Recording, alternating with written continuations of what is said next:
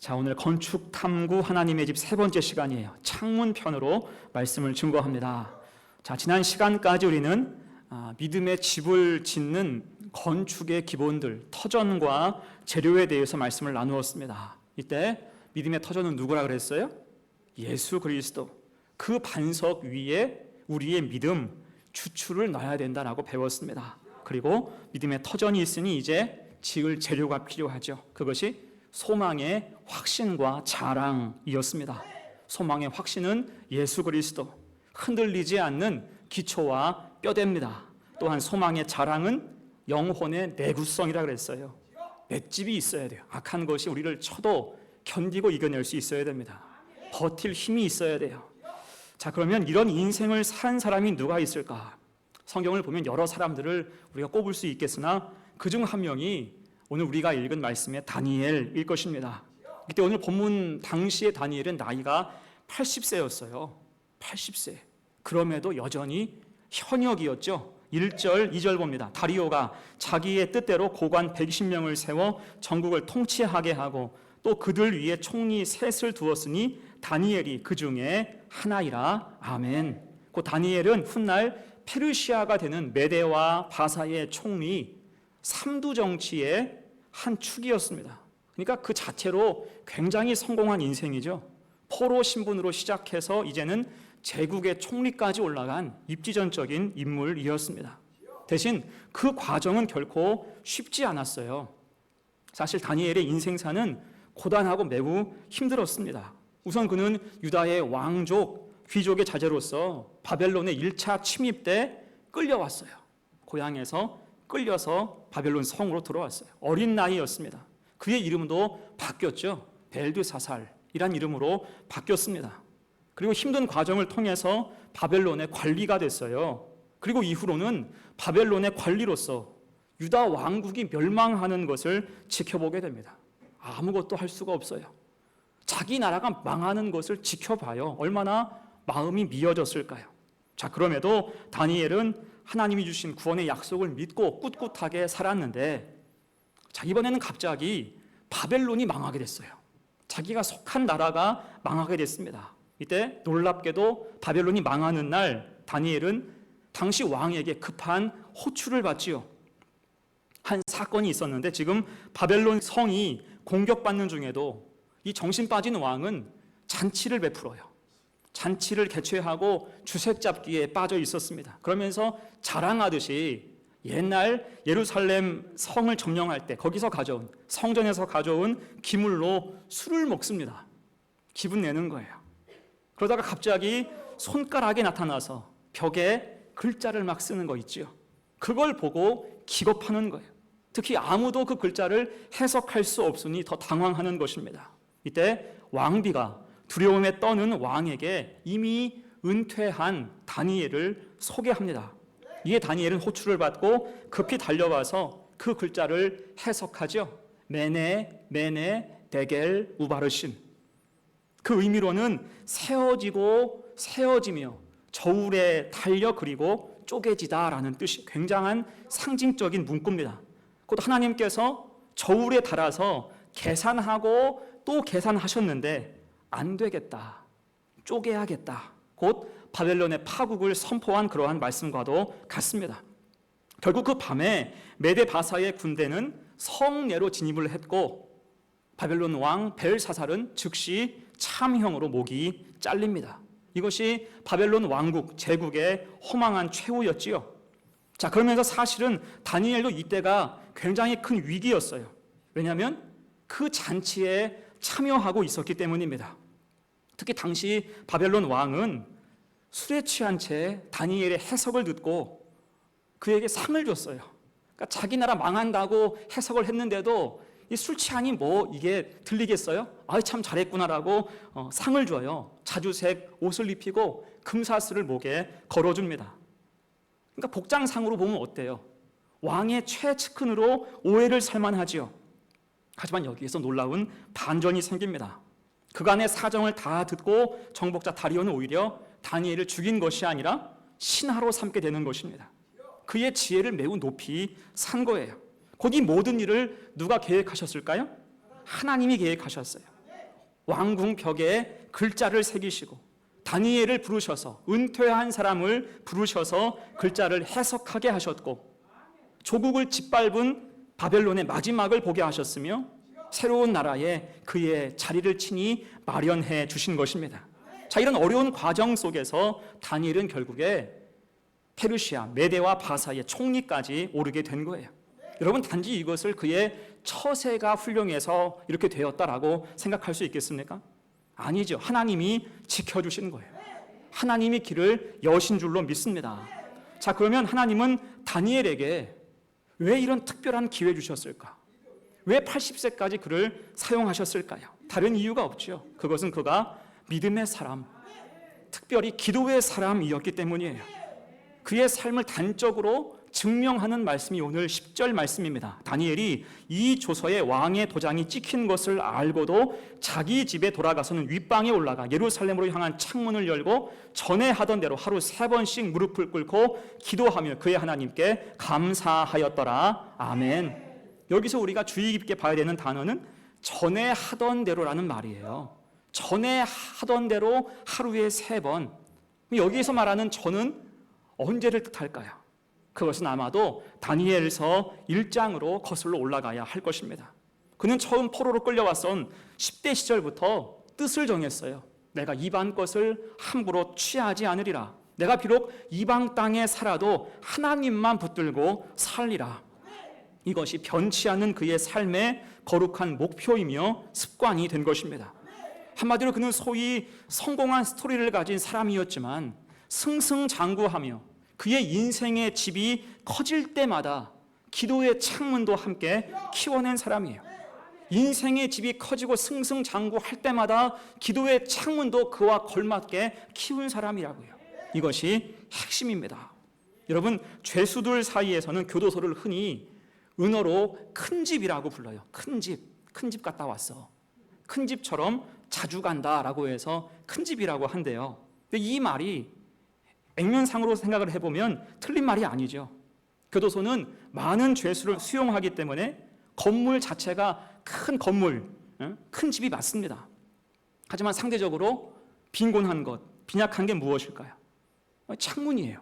집은 굉장히 큰데 건물에 비해서 창문은 터무니없게 작고 숫자도 적습니다. 이렇게 만든 건 이유가 있죠. 창문을 통해서 탈옥한 것을 방지하는 차원, 또한 죗값의 일환으로 빛을 차단하는 의미도 있을 것입니다. 답답한 거예요. 아무리 큰 집이라도 어때요? 교도소 답답하고 삭막하지 않습니까? 자, 그런데 우리 인생들, 성도들 사이에도 이런 모습이 꽤나 있어요. 인생은 분명히 성공 가도를 달리고 있는데 무언가 떵떵거리고 살 수 있는데 기도의 창문은 과거 그대로이거나 오히려 축소되는 경향들이 있습니다. 기도의 창문이 같이 커져야 되는데 그렇지 못한 경우가 많다는 거예요. 여러분, 이것이 우리 인생이 삭막하고 답답한 이유입니다. 기도의 창문이 같이 커져야 되는데 어느 순간부터 멈춰져 있고 오히려 축소할 수 있다는 거예요. 그런 의미에서 믿음의 집을 짓는 우리가 오늘 다니엘에게 배울 기도의 창문, 그것을 새롭게 구축하는 방법이 무엇일까? 2가지로 생각을 해봅니다. 첫 번째, 축소하지 말아야 돼요. 어떤 상황 속에서라도 기도의 창문은 축소하지 말아야 할 것입니다. 자, 오늘 말씀을 쭉 읽어보면 총리인 다니엘에게 위기가 찾아오죠. 3절 4절 말씀, 다니엘은 마음이 민첩하여 총리들과 고관들 위에 뛰어남으로 왕이 그를 세워 전국을 다스리게 하고자 한지라. 이에 총리들과 고관들이 국사에 대하여 다니엘을 고발할 근거를 찾고자 하였으나 아무 근거 아무 허물도 찾지 못하였으니 이는 그가 충성되어 아무 그릇됨도 없고 아무 허물도 없음이었더라. 아멘. 이 말씀을 보면 다니엘이 얼마나 그 삶과 인격이 깨끗한지, 그 능력이 탁월한지를 알 수가 있습니다. 그럴 때 그는 3명의 총리 중에서 단연 두각을 드러나게 된 거예요. 총리들과 고관들 위에 뛰어남으로. 당연히 왕이 볼 때는 다니엘을 총애할 수밖에 없죠. 다니엘을 세워서 전국을 다스리게 하자 더 많은 고난을 주고 싶었습니다.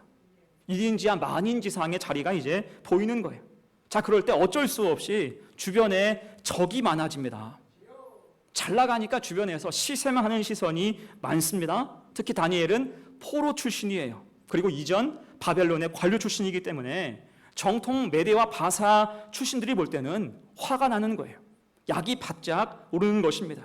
결국에 다니엘을 싫어했던 사람들이 궁여지책으로 내놓은 것이 무엇일까요? 7절 말씀입니다. 나라의 모든 총리와 지사와 총독과 법관과 관원이 의논하고 왕에게 한 법률을 세우며 한 금령을 정하실 것을 구하나이다. 왕이여, 그것은 곧 이제부터 30일 동안에 누구든지 왕 외에 어떤 시내가나 사람에게 무엇을 구하면 사자굴에 던져넣기로 한 것이니이다. 자, 이것이 속칭 다니엘 특별법이죠. 오직 다니엘 한 명을 잡기 위해서 교묘한 법을 만든 거예요. 아무리 털어도 먼지가 나오지 않으니까 결국은 그의 신앙을 문제에 삼고자 한 것입니다. 그것도 나라의 모든 총리와 지사와 총독과 법관과 관원이 의논했다라고 하죠. 그러니까 다니엘을 반대하는 모든 사람이 이 일을 위해서 한마음 되어서 결탁했다는 거예요. 똘똘 뭉쳐서 법을 만들었습니다. 마치 주님을 십자가에 못 박을 때 헤롯 당왕과 제사장과 바리새인과 사두개인과 로마 군병이 하나 되어서 합세해서 주님을 십자가에 못 박은 것처럼 지금 악한 세력이 똘똘 뭉치는 거예요. 자, 여기까지만 봐도 심각한데 이들은 또 한 번 창의력, 악한 창의력을 발휘하죠. 7절 하반절 말씀 보니까 30일이라는 기한을 둬요. 그들이 이 일을 작당하면서 30일이라는 기한을 둡니다. 여러분, 이것은 참 교묘한 발상이에요. 이렇게 기한을 둔다는 것은 나름대로 합리적으로 보이게 만들고 싶었던 거예요. 이게 강압적인 것이 아니라 좀 합리적인 것이다, 포장하는 것입니다. 또한 대의 명분을 강조하는 거예요. 아무리 개인적으로 종교가 중요해도 적어도 제국에 속한 자, 제국의 녹을 먹는 자로서 한 달은 황제를 숭배해야 된다. 충성심을 보이라는 거예요. 이에 다리오 왕이 찬성하지요. 왕이 도장 찍어서 이것을 허락합니다. 자, 그렇게 다니엘과 다리오 왕 사이를 분리시킨 거예요. 이 30일이라는 시간으로 그 둘 사이를 분리시켰습니다. 자, 그렇다면 이런 상황 속에서 다니엘이 할 수 있는 가장 쉬운 해법이 무엇일까요? 어떻게 이 어려움을 타개해야 될까요? 눈 감고 딱 30일만 참으면 돼. 그거예요. 눈 감고 딱 30일. 쓸데없이 부닥치지 말고 몸을 바짝 낮춰야 됩니다. 기도를 해도 숨어서 하고, 좀 안 하면 또 어때요? 30일 그냥 쉬지 뭐. 굵은 소나기 내리니까 피할 수 있으면 피해야 됩니다. 조심해야 돼요. 다니엘도 이렇게 하는 게 가장 쉽다는 것을 몰랐을 리가 없죠. 하지만 여러분, 문제가 무엇입니까?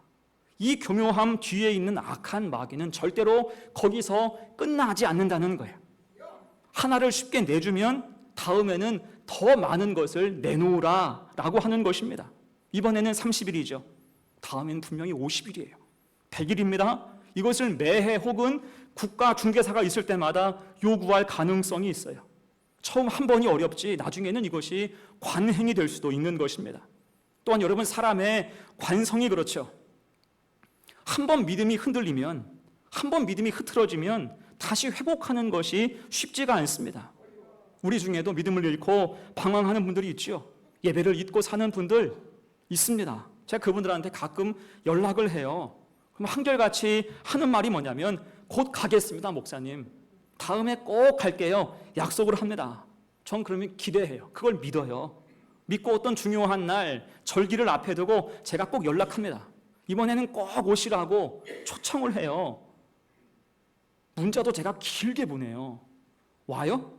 안 와요. 열에 하나 올까 말까 합니다. 이유가 무엇일까요? 한 번 흐트러진 거예요. 한 번 믿음이 흐트러져서 회복하는 것이 쉽지 않다는 것입니다. 그렇게 1년에 교회 한 번 나오는 게 힘든 분들이 있다는 거예요. 곧 우리는 그런 연약한 관성을 파고드는 악한 마귀를 늘 경계해야 할 것입니다. 타협하는 시도에 대해서 쉽게 마음을 열면 안 되는 거예요. 이번 한 번인데 뭐 어때? 잠깐인데 뭐 어때? 이런 말에 대해서 우리가 조심해야 할 것입니다. 결국 본문에서 악한 사람들이 다니엘에게 30일이라는 기한을 제시한 영적인 이유가 무엇일까요? 궁극적으로는 기도의 창문을 축소시키고 싶은 거예요. 기도의 창문을 없애고자 하는 술책이었다는 것입니다. 자, 하지만 이에 대해서 다니엘이 어떻게 합니까? 10절 중반절이죠. 자기 집에 돌아가서는 윗방에 올라가 예루살렘으로 향한 창문을 열고 전에 하던 대로 하루 3번씩 무릎을 꿇고 기도하며, 타협하지 않았어요. 기도의 창문을 축소하지 않았습니다. 아랑곳하지 않고 평소대로 하는 거예요. 윗방에 올라가서 예루살렘을 향해서 창문 열고 늘 하던 대로 하루 3번씩 무릎 꿇고 기도했습니다. 특히 이날은 법이 시행된 첫날이에요. 첫날부터 이랬어요. 자, 여러분, 어찌 보면 이런 다니엘 모습이 인간적인 눈으로는 답답해 보일 수 있어요. 저렇게 융통성이 없어 쓰겠나 싶기도 하죠. 맞아요. 이 사람은 딱 봐도 답답하고요, 융통성 없는 것이 확실합니다. 하지만 반대로 생각하면 그런 인간적인 연약함과 모든 수단을 커버하고도 남을 굳센 믿음이 그에게 있는 줄로 믿습니다. 그 믿음이 있으니까 이 험악한 세월 속에서 그는 기도의 창문을 축소하지 않고 늘 건재하여서 하나님을 향해 나아갈 수가 있었던 거예요. 여러분, 이것이 세상에서는 비웃음을 살지 몰라도 성경에서는 상식이 됩니다. 오늘의 요절 말씀 주보에 있는 시편 55편 16절 17절 우리 같이 읽을까요? 시작. 나는 하나님께 부르짖으리니 여호와께서 나를 구원하시리로다. 저녁과 아침과 정오에 내가 근심하여 탄식하리니 여호와께서 내 소리를 들으시리로다. 아멘. 여러분, 이 말씀이 다윗의 고백인데 그는 이 시편에서 많은 사람들한테 상처를 받아요. 고초를 받고 핍박을 당하고 배신을 당합니다. 얼마나 낙심되겠어요. 하지만 그럼에도 그는 기도한다고요. 이때 주목할 것이 기도의 순서지요. 저녁과 아침과 정오에 내가 탄식하리니, 아침, 점심, 저녁이 아니고요, 저녁과 아침과 정오예요. 이렇게 기도했대요. 이것은 연속과 반복을 뜻해요. 저녁과 아침과 정오, 다른 말로 기도하다가 잠드는 거예요. 자고 깨어서 다시 새 날이 밝아도 여전히 기도를 잊지 않고 있다는 것입니다. 정오, 한낮에 그 바쁜 일 속에서도 하나님을 향해서 기도하고 산다는 거예요. 곧 내 상황과 감정에 따라서 뚝뚝 끊어지는 기도를 하는 것이 아니라 늘 연결해서 기도했다는 거죠. 여러분, 그럴 때 결국 믿음이 승리하는 줄로 믿습니다. 그래서 이 모습이 우리에게 필요해요. 어떤 일이 있어도 기도의 창문은 축소하지 않기를 간절히 바랍니다. 쉽게 타협하지 마세요. 너무 바빠도, 너무 할 일이 많아도, 혹은 어떤 상심할 일이 있어도 기도의 끈을 놓지 말아야 돼요. 그럴 때 우리 마음을 누가 아세요? 하나님이 아세요. 사람들은 내 상황과 내 마음 모르니까 함부로 말하는 거예요. 융통성이 없다고, 답답하다고. 하지만 그 마음 누가 아세요? 하나님이 아시고 우리의 마음을, 우리의 삶을 은혜로 인도하심을 믿습니다. 그렇게 믿음의 집은 아름답게, 튼튼하게, 또한 조용미가 있게 세워지는 거예요. 이처럼 기도의 습관, 신앙의 루틴이 분명한 우리 성도가 다 되시기를 간절히 축원합니다. 아멘. 두 번째예요. 다니엘의 교훈 두 번째, 새로 창문을 내야 됩니다. 우리가 집을 지을 때 방마다 창문을 넣어요. 방이 많아도 다 방마다 창문을 내야 됩니다. 창문이 중요해요. 창문이 없으면 채광과 통풍되지 않아서 금방 곰팡이 피는 골방이 됩니다. 우리에게 기도가 그런 의미겠죠. 기도가 우리 영혼의 창문이에요. 그를 통해서 밝아지는 거예요. 자, 그런데 우리가 본문에서 보았듯이 다니엘 상황이 너무 급했어요. 아까 보았듯이 악한 것들이 얼마나 발빠르게 움직이고 결집을 했는지 이건 손쓸 틈이 없었습니다. 기억할 게 있죠. 여러분, 악한 것들은 대체로 발빠르고 부지런해요. 계획적이고 꼼꼼합니다. 이게 악한 사람들 특징이에요. 악할수록 그 악한 목적을 이루기 위해서 부지런하고 계획적이고 꼼꼼해요.